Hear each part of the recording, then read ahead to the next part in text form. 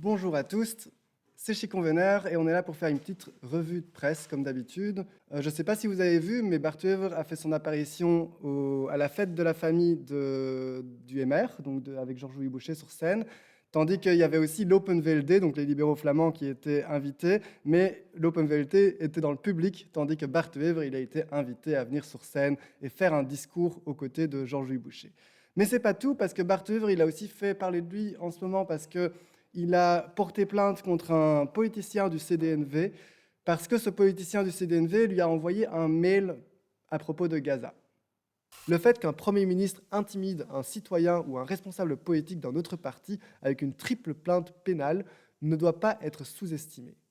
Donc, comme je disais, Bart Wever a fait son apparition à la fête des familles du MR. C'était une énorme surprise parce que normalement, le MR sont proches des libéraux flamands, l'Open VLD. Donc l'Open VLD qui était aussi invité, qui était dans le public dans la fête de famille du MR. Mais ce n'est pas l'Open VLD qui est invité sur scène, c'est Bart Wever. Et ça, en vrai, c'est assez marquant de voir cette photo, hein. Historiquement, je vous rappelle l'histoire du nationalisme flamand et de la lutte des Flamands pour leur langue, hein, qui était une lutte très légitime à la base et encore en soi à quelques endroits. Mais donc la lutte pour la langue des Flamands, elle a été bousillée et on a mis des bâtons dans les roues, surtout aux côtés des libéraux francophones qui étaient au pouvoir pendant des années et des années à cette époque. Et c'est surtout les libéraux francophones et en général les francophones qui ont empêché pendant des années et des années d'avoir une vraie politique linguistique ouverte et égalitaire en Belgique. Et ce qui a aussi mené à une radicalisation du mouvement flamand. Si ça vous intéresse ce sujet et que vous n'avez pas encore vu mes vidéos à propos de ça, j'en ai fait quelques vidéos sur ma chaîne YouTube, n'hésitez pas à aller voir. Mais donc voir cette photo-là avec Georges-Louis Boucher et Bart Wever à la fête de famille du MR, c'est pas anodin, ça marque vraiment un tournant que Bart Wever, un fervent nationaliste flamand, trouve que la lutte contre le chômage, contre la retraite, contre la drogue ou les immigrés, que ça c'est plus important que l'indépendance de la Flandre, pour lequel, je rappelle, c'est la raison de naître de la NVA à l'époque, en 2001. La raison de la fondation du NVA, c'est pour pouvoir amener à l'indépendance de la Flandre. Donc c'est même leur premier statut à l'époque dans la fondation du parti. Donc c'est quand même pas anodin cette photo et ça montre vraiment l'alliance du néolibéralisme d'extrême droite pour détruire nos acquis sociaux et ils sont prêts à mettre leurs différents de côté, ils sont prêts à mettre leur identité flamande ou wallonne de côté pour détruire nos acquis sociaux. Mais je voulais parler de deux sujets. D'abord, on va parler un petit coup de ce que De Wever a dit à propos des récentes mobilisations pour la Palestine, notamment à Gand, il y a eu un chef d'orchestre israélien qui a été boycotté et du coup rayé d'un festival et du coup pas permis de faire son orchestre à Gand. Et du coup, De Wever a été directement prendre la voiture, direction l'Allemagne pour aller apporter son soutien à ce dirigeant israélien qui était programmé en Allemagne juste après, pour venir dire qu'il a tout son soutien vers ce dirigeant et que c'est scandaleux qu'en Belgique, on cancel la culture comme ça. Tandis qu'on va le voir juste après, hein, mais on va parler de la cancel culture de la NVA en Flandre, c'est très clair. Oui, donc il a été le voir en Allemagne très clairement, donc je pense que j'ai une petite photo de ce dirigeant, chef d'orchestre israélien, voilà, c'est ça. Donc, De Wever a directement été à Essen pour voir l'orchestre et saluer et faire une petite photo à poster sur X pour faire sa petite promo d'Israël et dire que c'est antisémite d'avoir boycotté ce chef d'orchestre et que c'est scandaleux qu'il y ait de l'antisémitisme en Belgique.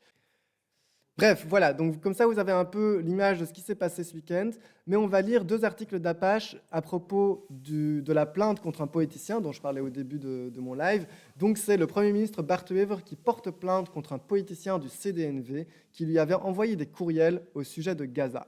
Donc on a un politicien qui envoie un mail que la situation à Gaza c'est pas très bon, et le Premier ministre Bart Wever porte plainte contre ce politicien, et en plus de ça, il y a les flics qui sont venus chez ce politicien, quoi. Donc ça va loin, c'est vraiment de l'intimidation assez hardcore, quoi. L'absence de mesures décisives pour imposer des sanctions contre Israël est incompréhensible pour de nombreux citoyens de ce pays, ce qui a donné lieu à des manifestations massives dans les rues, à toutes sortes d'actions et des messages radicaux sur les réseaux sociaux. Certains expriment leur mécontentement par des courriels à des responsables politiques ou à des membres du gouvernement, dont le Premier ministre. L'un de ces courriels a suscité un profond malaise chez le Premier ministre. Apache a pu consulter le courriel en question ainsi que la convocation à l'interrogatoire de l'enquête administrative. Walter Nauwelaars a envoyé son courriel le 3 septembre à 11h23 à l'adresse e-mail anversoise de Bartwever. La lettre de la police invitant l'élu local du CDNV à l'interrogatoire précise que la plainte concerne un harcèlement daté du 3 septembre 2025 à 11h23. Donc, ce courriel. Outre le harcèlement, Walter Nauwelaars est accusé de 2 autres délits par Bartwever. Incitation à la discrimination, à la haine, à la violence ou la ségrégation contre une personne ou un groupe et utilisation de réseaux ou de services de communication électronique ou d'autres moyens de communication électronique pour causer des nuisances ou des dommages à son correspondant. L'incitation à la discrimination trouve sans doute son origine dans un passage du courriel concernant la communauté juive d'Anvers. Celle-ci est décrite comme la communauté juive orthodoxe arriérée. Le courriel poursuit en qualifiant la communauté juive d'Anvers de base juive orthodoxe arriérée de la circonscription de Bartwever. Une base dont la plupart ne parlent pas néerlandais et ne se conforme pas à nos normes et nos valeurs. Ah ouais, ça il fallait peut-être pas ajouter dans la lettre. L'expéditeur du courriel, qui est également un élu local de Anvers, conclut en demandant pourquoi Bartwever ne vient pas lui expliquer pourquoi il agit si peu contre les assassins du gouvernement israélien. Ce courriel semble être une réponse à la déclaration faite quelques jours plus tôt par le Premier ministre, selon laquelle le débat sur Gaza et les querelles politiques concernant les mesures contre Israël l'avaient profondément perturbé, car ce débat était mené en termes moraux. Récemment, quelques 100 000 citoyens à Bruxelles ont fait entendre leur voix, exigeant une politique plus ferme face au génocide et aux crimes de guerre commis par Israël. Il est parfaitement possible de condamner fermement le terrorisme effroyable du Hamas et les violations flagrantes du droit international et humanitaire par Israël. L'audace et la déshumanisation avec laquelle l'Israël assassine, affame ou expulse la population palestinienne, y compris les enfants, les travailleurs humanitaires ou les journalistes, appellent une condamnation internationale et des sanctions efficaces contre Israël et son élite politique, militaire et économique. L'expéditeur du courriel du 3 septembre doit désormais répondre à la police d'Anvers suite à une plainte déposée par le Premier ministre. De Hevre accuse l'expéditeur de 3 infractions: harcèlement, harcèlement en ligne et incitation à la haine, à la discrimination ou à la violence.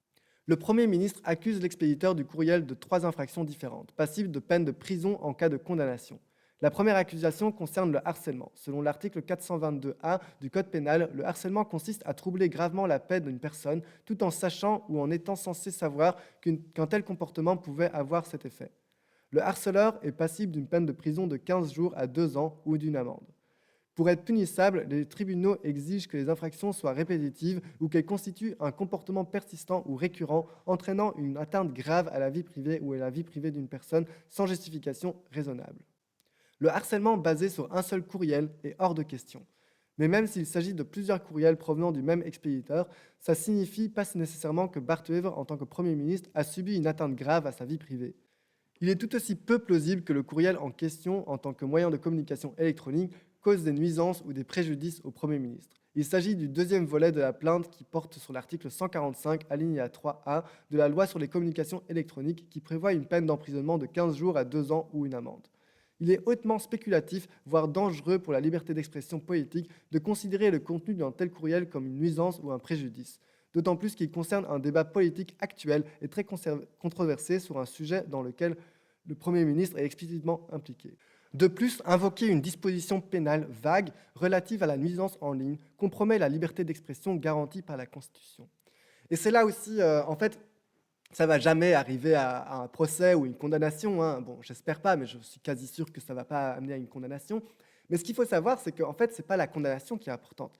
Parce que même si Bartwever perd un procès s'il y en a un, en fait, Bartwever a toujours gagné. Parce que sa démarche de base, c'est intimider. En fait, en faisant une plainte, ça veut dire que la personne qui a reçu la plainte est déjà intimidée, est déjà en stress, est convoquée par la police, risque de devoir peut-être payer des avocats pour se défendre contre cette plainte. Donc ça peut aller très loin, cette intimidation. Donc même si, au final, Bartwever perd le procès s'il y en a un, ce qui est quand même très probable, en fait, ça fait quand même que son adversaire a été intimidé, a perdu de l'argent, et ce genre de choses. Donc ça, c'est pas du tout anodin. Donc même si ça n'aboutira jamais à un procès, je pense que c'est clairement une procédure bâillon. Voilà, c'est ça le mot que je cherchais. Merci Bernab.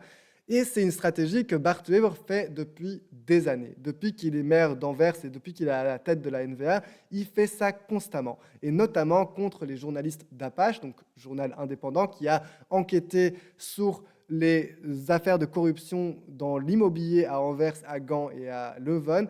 Et dans ces affaires de corruption, le nom de Bart de Wever revenait souvent parce que Bart de Wever assistait à des réunions de lobbying avec des groupes d'immobilier, avec des groupes d'influence dans l'immobilier ou carrément des groupes de construction. Et du coup, depuis ce moment-là, Apache s'est pris des procès en boucle, autant de promoteurs immobiliers que de Bart de Wever. Bart de Wever qui les a diffamés à plusieurs reprises. Donc c'est une stratégie qui fait depuis longtemps faire des procédures bâillons, comme tu dis Barnab, et en boucle harceler du coup les journalistes et les opposants politiques pour que plus personne en fait ouvre sa gueule et plus personne n'ose critiquer le grand leader, le grand Bart de Wever, quoi. La troisième infraction reprochée à l'auteur par le Premier ministre est l'incitation à la haine, à la discrimination ou la violence contre une personne ou un groupe, probablement fondée sur les convictions religieuses ou politiques en raison de la référence à la communauté juive d'Anvers. Cette disposition pénale de la loi antidiscrimination, article 22, est passible d'une amende ou d'une peine d'emprisonnement d'1 mois à 1 an, mais exige que la déclaration punissable soit rendue publique. Le courriel personnel adressé uniquement à Bart de Wever ne satisfait pas à l'exigence de l'article. Ce que signifie cette disposition pénale de l'article 22 de la loi antidiscrimination, ça signifie que cette loi ne peut pas être appliquée. Si toutefois il était établi que le courriel adressé au Premier ministre était de nature publique, seule la cour d'assises serait compétente pour apprécier la nature pénale du courrier. De plus, l'auteur du courriel ne semble pas inciter à la haine, à la discrimination ou la violence contre la communauté juive ou le Premier ministre. Le courriel contient des remarques désobligeantes, mais cela ne constitue pas une incitation délibérée à la haine, à la discrimination ou à la violence.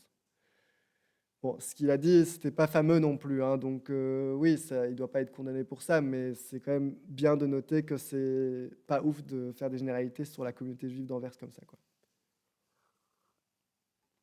Si la plainte du Premier ministre est juridiquement sans fondement, elle constitue également un puissant avertissement pour quiconque souhaite lui envoyer par courriel des opinions politiques.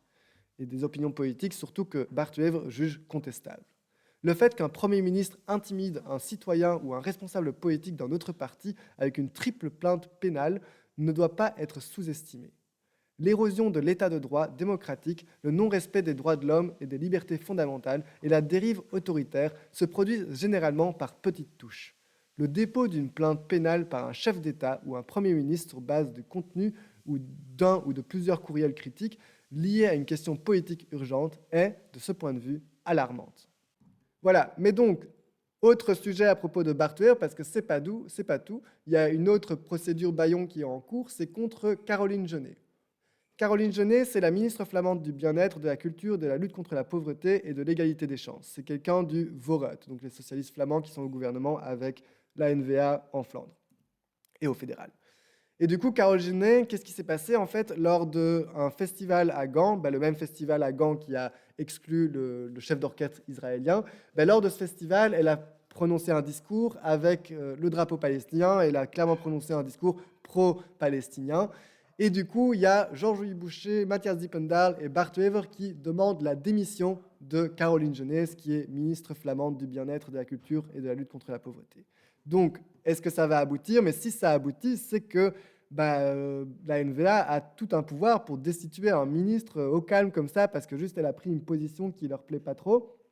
C'est assez inquiétant. Apache qui dit que les organisations woke peuvent espérer une augmentation significative de subventions. Je vous explique, on l'avait vu la semaine passée, c'est qu'il y a eu des mesures du gouvernement flamand avec la NVA en tête il y a 6 ans, depuis qu'ils sont au gouvernement flamand. Ils ont fait des mesures pour s'attaquer au gouvernement, aux organisations soi-disant woke ou aux organisations soi-disant extrémistes ou je ne sais quoi. Et ils ont fait des mesures en mode qu'il fallait qu'il y ait un organisme qui contrôle l'activité, qui contrôle que ces organisations sont bien bénéfiques pour la société et ce genre de choses. Et donc, il y a eu une organisation qui a été créée et qui a fait un contrôle des différentes ASBL, organisations qu'il y a en Flandre, pour voir si leurs subventions doivent être maintenues ou pas.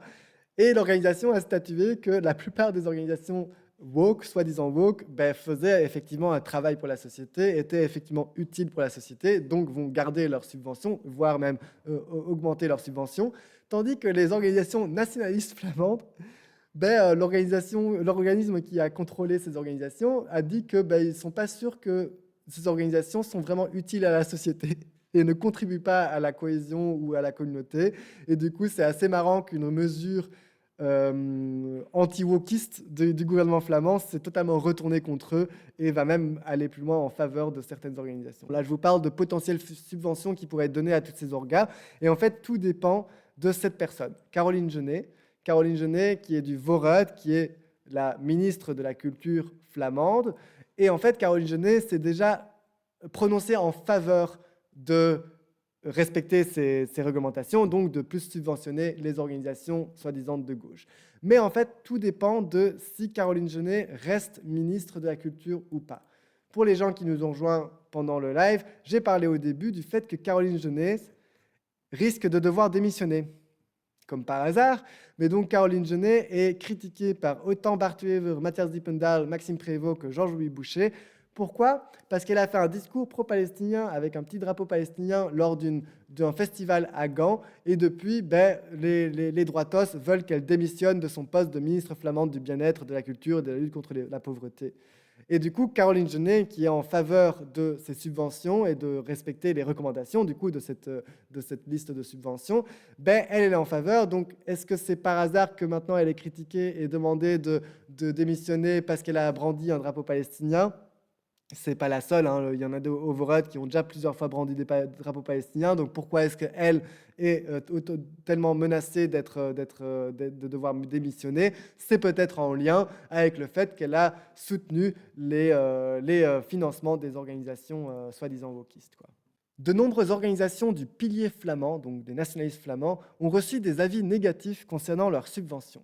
Cependant, la commission d'évaluation des demandes du secteur socioculturel a salué les organisations qualifiées de woke par la NVA et le Vlaams-Belang. Elles peuvent espérer une augmentation substantielle de leurs subventions. Après avoir ciblé fin 2022 les organisations qui opèrent de manière ségrégative et en s'appuyant uniquement sur l'origine ethnique et culturelle, la NVA a intensifié ses efforts lors de la campagne électorale de 2024. Son programme affirmait qu'elle refusait que de l'argent des contribuables soit utilisé uniquement pour financer la propagande d'opinion, l'activisme ou l'opposition entre communautés. Chacun est libre d'exprimer son opinion, avait-il dit, mais l'État ne devrait pas la subventionner. Les organisations socioculturelles devraient avant tout donner une dimension sociale et culturelle à leurs actions. Cette prise de position audacieuse a également coïncidé avec la publication du livre Overwoke à propos du wokisme du président de la NVA, Bart de Wever. Il semble que la NVA va devoir payer le prix fort. Si les organisations flamandes en faillite ne sont pas accusées de se replier sur leurs origines, elles sont souvent critiquées pour leur incapacité à atteindre des personnes issues de l'immigration ou celles ayant des opinions différentes. On leur reproche également une documentation insuffisante. Donc là, il parle des organisations nationalistes qui ont une documentation insuffisante et qui ne touchent pas toute la société. Parce qu'une ASBL, selon la NVA, devrait toucher l'entièreté de la société. Et donc, c'est leur mesure pour empêcher des organisations, des organisations contre l'islamophobie ou des organisations de groupes de parole pour tel groupe ou tel groupe. Ils ont voulu interdire ces organisations-là ou subsidier ces organisations-là en disant qu'ils sont dans l'incapacité à atteindre les personnes d'autres origines ou d'autres milieux. Mais donc là, ça se retourne contre eux parce que c'est les organisations flamandes, donc les organisations nationalistes flamandes, qui sont, selon le rapport, dans l'incapacité à atteindre les personnes issues de l'immigration ou celles ayant des opinions différentes. On leur reproche également une documentation insuffisante. Elles ne démontrent pas suffisamment leur place dans leurs actions, la place de leurs actions dans l'éducation socioculturelle des adultes et dans certains cas, leur organisation et leur budget sont défaillants. Il est d'autant plus douloureux pour la NVA que de nombreuses organisations ciblées par le parti ont non seulement conservé leur reconnaissance, mais ont également reçu une augmentation de leurs subventions parce qu'elles faisaient tellement bien leur travail. L'ASBL Vrede VZW, donc l'association à but non lucratif pour la paix, verra son financement passer de 250 000 € à 390 000 €. Get Basic augmentera son financement de 210 000 € à 247 000 €. Kif Kif, l'organisation antiraciste dont je parle très souvent sur cette chaîne, qu'il faut soutenir de ouf, passe de 265 000 € à 395 000 €. Donc trop bien Kif Kif, ça c'est chouette. Les Amis du Cœur au-dessus du dur, Heart Boven Heart, les Amis du Cœur au-dessus du dur, verront également leur financement augmenter de 172 000 € à 204 000 €. Trop bien. Ce mouvement citoyen progressiste, en collaboration avec les syndicats, organise une grande journée d'action le 13 octobre contre les coupes budgétaires imposées par le gouvernement fédéral de Bart De Wever. Le slogan est en néerlandais, donc on va le traduire correctement. Le slogan Hart boven Bart, donc Hart c'est un slogan un peu typique flamand parce qu'en fait Hart ça veut dire cœur, le cœur, mais si tu mets un D à Hart ça veut dire dureté. Donc en fait l'organisation elle s'appelle de base Hart boven Hart, donc cœur avant durcité. Et du coup là ils ont changé leur slogan en Hart boven Bart, donc un cœur au-dessus de Bart, donc Bart Wever. Donc c'est un bon slogan en vrai, mais pas en français. Le gouvernement flamand a jusqu'à fin septembre pour prendre une décision concernant les subventions, précise-t-il. Le budget ne prévoit actuellement aucune augmentation, mais les discussions sont toujours en cours. À proprement parler, le gouvernement flamand peut déroger à ces recommandations. Et en fait, tout dépend de cette personne, Caroline Genet. Caroline Genet, qui est du Vorud, qui est la ministre de la Culture flamande. Et en fait, Caroline Genet s'est déjà prononcée en faveur de respecter ces réglementations, donc de plus subventionner les organisations soi-disant de gauche. Mais en fait, tout dépend de si Caroline Genet reste ministre de la Culture ou pas. Pour les gens qui nous ont rejoints pendant le live, j'ai parlé au début du fait que Caroline Genet risque de devoir démissionner. Mais ça fait plaisir de voir que la NVA s'est pris un gros râteau dans la figure. Ça fait grave plaisir. Comme je disais, donc, on va changer d'horaire. Ça sera dimanche, le prochain live Twitch. Je vous tiendrai au courant sur Twitch et sur YouTube et sur Discord. Si ça sera dimanche midi ou dimanche soir, vous saurez tout ça bientôt. Donc, ce vendredi, vidéo à propos de Didier Reinders. Elle est déjà en construction. J'ai déjà fait la moitié du montage. Donc, normalement, ça devrait être bon. Ce vendredi, grosse vidéo sur Didier Reinders, elle sera un peu plus grosse parce qu'il y a énormément d'affaires. Il y en a 6 ou 7 en total d'affaires autour de Didier Reinders, mais je vais en aborder que 3, c'est les 3 plus récentes. Mais voilà, c'est super intéressant et c'est hyper important, je trouve, de savoir dans quoi Didier Reinders, quand même un des plus gros dinosaures de la politique belge, s'est fourré, quoi. Donc voilà, vidéo vendredi, n'hésitez vraiment pas à commenter, liker et vous abonner à YouTube. Ça aide la chaîne de ouf. Sur YouTube, j'ai 700 abonnés, c'est vraiment dingue, c'est vraiment énorme, c'est trop cool. Je vois ici qu'on est 260 abonnés sur Twitch, c'est vraiment trop chouette. Merci à tous, merci de m'écouter, merci de participer au chat, ça fait grave plaisir.